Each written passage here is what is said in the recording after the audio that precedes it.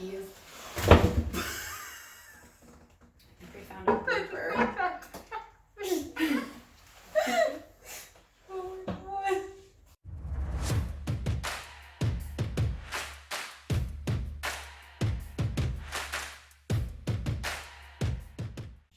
So something you need to know about me.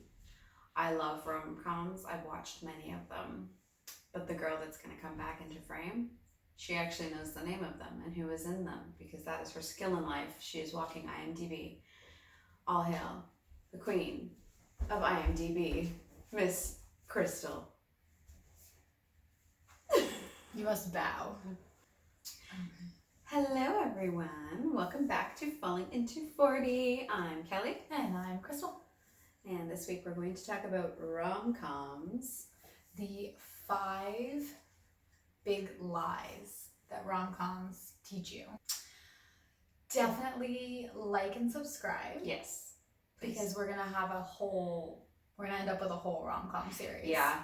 There are so many ideas. So many ideas. So many and ideas. so many things we just want to talk about. Mm-hmm. Especially from being married and single. I don't know if it's that, the time we were born, but I'm pretty sure rom-coms, had the revitalized heyday when we were in our, 14. The impressionable love and forming years. Yeah, the late 90s. Yeah. Came with all the rom-coms.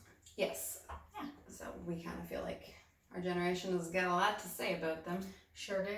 So let's get into that. Jump right into the 5 lies that they told us / taught us as young women. Maybe some of us believe them more than others, and that's okay. So the first big lie that rom-coms have taught us over the years is that you always get the guy or a guy in the end. Mm-hmm. I'm sorry, what? Right? Every single movie. Just to name a few, you have The Holiday, which, as much as I love that movie, Love it. and I watch it every Christmas, sometimes I watch it every day. Yeah.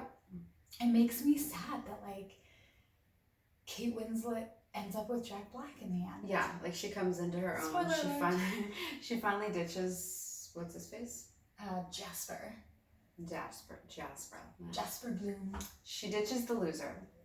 In her mind, she never actually had him, but in her mind, she finally was like, "Oh my God, I'm miraculously done with you." Yes. Remember that line? But then, Jack Black, I've never really liked Jack Black. He's a funny guy, but romantic interest, not so much. Yeah. And it just would have been refreshing to see her end up single at the end of that movie. Yeah. Especially because she has the phenomenal monologue of, I understand feeling as small and as insignificant as humanly possible. And how it can actually ache in places that you didn't know you had inside you. And it doesn't matter how many new haircuts you get, or gyms you join, or how many glasses of Chardonnay you drink with your girlfriends, you still go to bed every night going over every detail and wonder what you did wrong or how you could have misunderstood. So it just made me sad that movie had to end with her ending up with someone instead of just being cool by herself. Yeah, the gist of every self-help book out there is you have to love yourself before you can love someone else. Well, she loved herself for about 9 seconds before she fell in love with Jack Black, right? Yeah. So. And see, Bride Wars does the same thing. So Bride Wars, I love that movie because hello, weddings, and hello, Kate Hudson and Hathaway. But the end of that movie, again, Anne Hathaway does this whole journey through that movie, whether she wants to or not, and she discovers who she is, and she's not the same person Fletcher met years and years ago, and she's not the same person he fell in love with, and that's okay, and they kind of grew apart. But then again, it ends and she gives him back the ring right at the altar, and it's like, I can't marry you, and it's fine, and everything's, sad for a few minutes, and then she's just at the wedding reception, because Kate Hudson gets married too that day, she's dancing with Kate Hudson's brother, and it's very implied oh yeah, it's fine, they're together, they're gonna be together, and then at the end of the movie they're married. Yeah. So, where was Mr. Right at my wedding for Crystal? Come on. Yeah, your brother was too young. Yes, my brother is 9 years younger than me. Jake, what you doing now? And then Knocked Up is another one of your least favorite endings. Knocked Up has me bananas. So Knocked Up I love. It's very hilarious. I like it because it's kind of real too. Yes. In the sense of you're just, you're out celebrating a promotion, you're very drunk, you end up sleeping with someone and you get pregnant. That sucks for a lot of people. But it's life. But it's life, and it's real, and it's kind of nice. The thing I don't like about it is that it's very obvious through that whole movie that they don't belong together, and she tries, and he kind of tries, but they're just too different, and they don't work, and that's okay. You can just co-parent and exist together. But then the end of that movie has to have them end up together, and I always imagine that movie. I create my own ending for it. I do that a lot with movies when I'm displeased with how it ends. Butch Cassidy and the Sundance Kid, just so we're all clear, they totally survive. And at the end of Knocked Up, they drive away from the hospital, and in my eyes, they break up like 3 months later. Yeah. And my absolute least favorite, I think, is Bridesmaids. So great movie. Yeah. But really, did you have to throw her together with someone just to like seal that all up? Right? Like she couldn't just be happy for her friend in the end and go to the wedding and everything is cool and your life is you're a bit of a hot mess right now. Your life is falling apart at the seams, and that happens to people, and it's okay. You don't oh my gosh, you don't need a guy to like come along and fix you. Yeah. But she did. Thanks, Hollywood. Right? I like that guy, Chris O'Dowd. Yes. Oh I like him a lot. And my favorite part is when she throws the deformed carrot and he's like, well, now you're just littering. It's adorable. Yes. All right. So number 2, which is not entirely untrue. It's just a super cliche that rom-coms have, which is that your girls are always there to help you out. Which I should hope that they are. I would hope so. Like if you're not, what kind of girlfriend are you? Yeah. Yeah. But we just recently discovered on Netflix.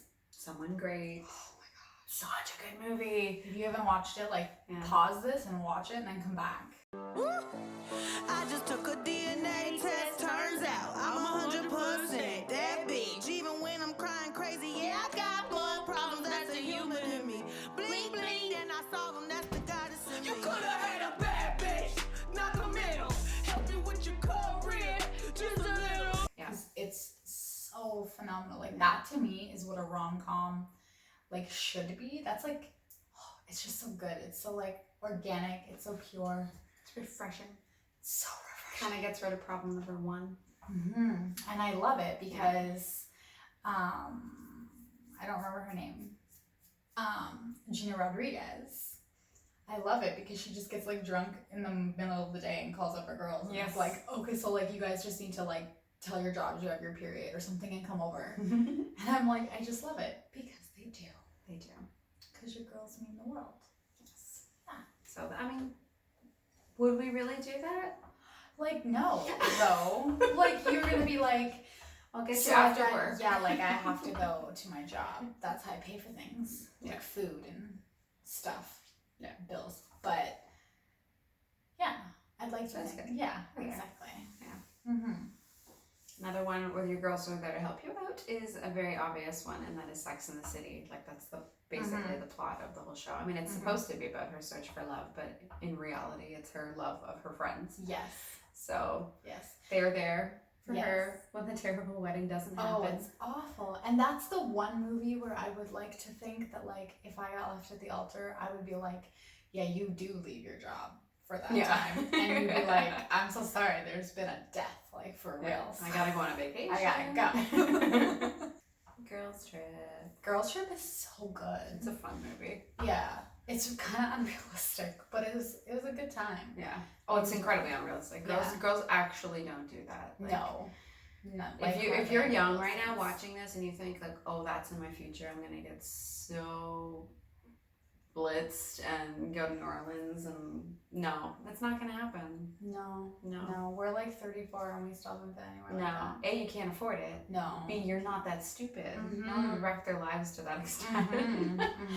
Just because you're having marriage problems and stuff like that, you're not gonna go off the rails. I'm guessing some people do, but typically no. Yeah. One of my favorite examples, which is kind of in the vein of guys are always there for you, is 40-Year-Old Virgin. Yeah. Because it's so sweet. He's just kind of this lonely nerdy guy, and then he makes friends and is I have this problem. Where he doesn't really say that, they just kind of figure it out. Yeah. and razz him for a bit. But yeah, he's 40 years old. He's a virgin. So his friends are like, guess what? We're going to help you get laid. And in the meantime, like, you're going to learn a little bit about yourself. Yeah. So, like that wouldn't happen in real life. The I men can't that I think of know- one guy No. who would be that invested in helping No. his guy friend who's Exactly. 40 get laid. They would just Exactly. make fun of him forever. Yeah. They might, like, try to set him up on a date or two, but they're not gonna, like, take him to get his chest waxed. Like, that's not gonna happen. No, they're not gonna do No. any of that. They're not gonna go So- speed dating with him or No. No. So while it's lovely that the movies are, you know, your friends are always there and your friends are awesome and your friends are awesome, like, hi, we're awesome. Yeah. But no, you can't rely on people to the extent that they Yeah. do in movies. Mhm. But yeah. Your friends are always there, but sometimes they're not. Yeah. And that's no one's fault. It's not a bad thing. It's just life. Yeah. Mm-hmm. So you gotta get by with just you sometimes, okay, people? Yeah. And that's okay. The number 3 thing that rom-coms are guilty of perpetuating, and this is like so stereotypical, is that makeovers are the fix. Mhm. They will solve all of your problems. Can't get a guy, you just need to look prettier. Mm-hmm. Yeah, you're not good enough right now. No, you are not. You need to take off your glasses and take out your ponytail. Take out the damn Miss, ponytail. she's all that. Rachel Lee Cook, like anyone thought she wasn't pretty. Right? Anyone but her, not Janie Briggs. Guys, she's got glasses and a ponytail. Ah, look at that. She's got paint on her overalls. What is that? But it's just such a disgusting, like, stereotype. For one, that you even need to, like, be conventionally pretty Mhm. in order to get a guy. Like, you need to be 5'7", long blonde hair, you know, super thin. Or, you know, maybe you're 5'2", maybe you have long brown hair, and maybe you're a little bit on the heavier side. Yeah. That is somebody's perfection. Exactly. So, like, to say that you need to have a makeover Yeah. to look prettier to attract the men, like... Yeah. So some classic examples we've Mhm. got are The Breakfast Club.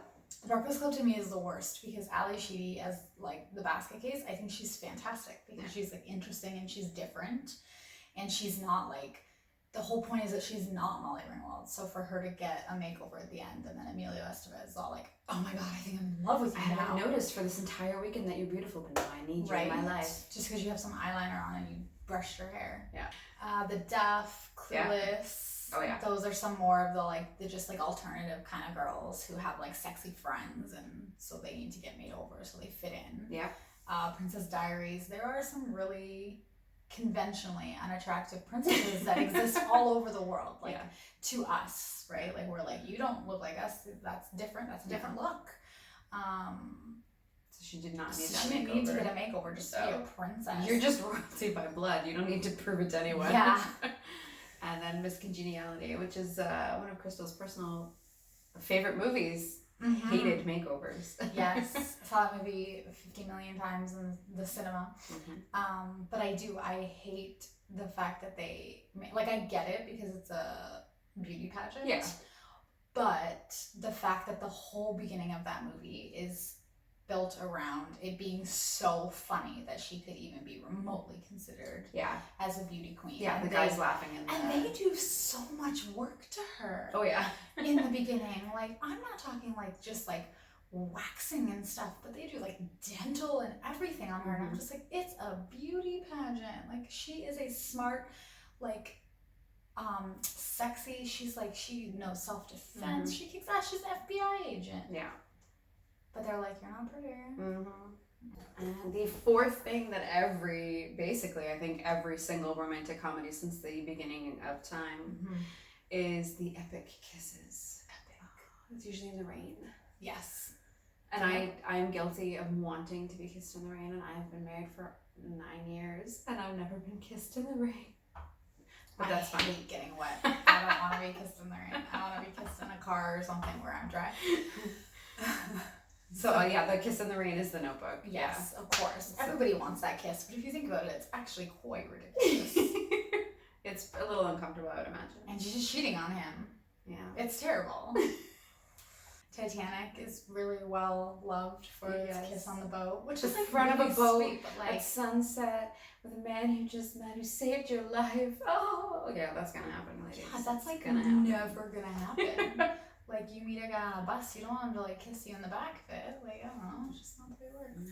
Never been kissed is like the penultimate epic kiss that would never happen. Ever. You're gonna put a countdown at a baseball game, and he has to show up to prove his love to you, and right? no. Also, in that movie, he just discovered you're not 16, so like, perhaps he shouldn't, He needs some advertise time to the world. He needs some time to come around to being in love with the non-16-year-old version of you. Yeah, but it's so overblown, that one. Mm-hmm. I hate it so much. I love it, but I hate it. Sweet Home Alabama. Yeah. Yeah, like it's super adorable, like, so I can kiss you anytime I want. But like nobody does that. Nobody like runs out on their wedding and kisses the man that they love in the middle of the beach in the pouring rain and then almost gets struck by lightning. Like it's just, and it's all like full circle to the beginning of that movie, and that just doesn't happen. No.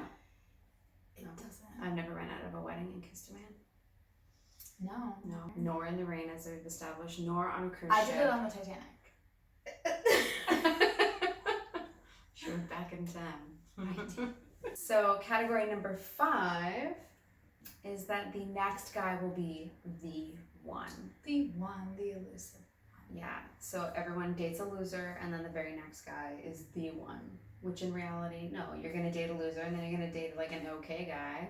It's not gonna work out necessarily. No, but like, no, it doesn't go like highs and lows that way quite so much. Or lows and highs. Yeah. So the best example of that is Good Luck Chuck. That is literally the plot of that movie. Yeah. If you have a bad boyfriend, get rid of him, go sleep with Dane Cook, and then the next guy you will literally marry. Yep. He's very sexy in that movie. I wish that would work. And then is Friends with Benefits is another one. Friends with Benefits. They both get out of, kind of awful relationships. Yeah. And then immediately fall in love with each other. Yeah. I mean, it takes a little while for them to fall in love with each other, but they do. But still, though, they Yeah. do. They can't just be friends with benefits. No. Which they should be. That's the movie. That's how it should end. Exactly. And 27 Dresses. Yeah. Yeah. She spends that whole movie and like years being in love with her boss. Yeah. And it's like a big plot point. And then it's like literally one kiss and she's like, I don't feel it. But you know what? This guy that's been making my life miserable the whole movie and like betrayed me and wrote an article, I'm in love with him. And I will end up with him. And Legally Blonde. So she has to, she's initially with the man and she thinks she's going to get engaged to him and life is going to be wonderful. Yeah. But She's alas. not a stuffy old Vanderbilt, so she can't have Warren. But then she just immediately falls for Luke Wilson. Yeah. Like, their relationship's super cute in that movie. Oh, it super is, yeah. But still, though, like, why? Couldn't it have just been Couldn't like you an just- empowerment movie where Yeah. like this bimbo becomes an amazingly intelligent lawyer? Yes. And then, maybe she dates someone after Warren. It just doesn't have to be the be-all, end-all. Yeah. Now we get that it's a movie and it has to end and that you have to get a guy in the end, Yes. but it's also like But you don't. And we're going to do a whole other series on, like, realistic, like a whole other video on realistic rom-coms where you don't necessarily, like, it's not cookie cutter. no. It's not a happy ending. Yeah. And so truth be told, I watch rom-coms so that I can space out and end on a happy note. So, some of these tropes I can get behind from like I just want to sit here and watch some candy. I don't I'm not here for dramatic And believe love me, story. Kelly can vouch. I love a good rom-com. Oh, yeah. And my DVD collection is massive. Yes. But there are still things that I don't necessarily always love about them. And sometimes they're just a little repetitive, as we've discovered today. Yes. Yeah. So those are the 5 things that you will find in most rom-coms. Where it's kind of a lie to the little girls growing up. Yeah. They're not always true. And Cinderella and the prince lived happily ever after.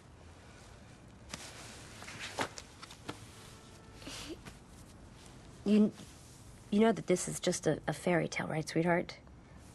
And things don't always happen like this in real life. I just think you should know that now. Again. And another one bites the dust.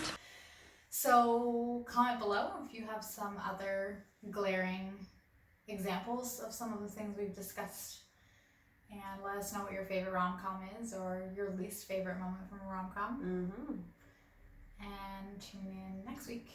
Yeah. Thanks for watching. Bye.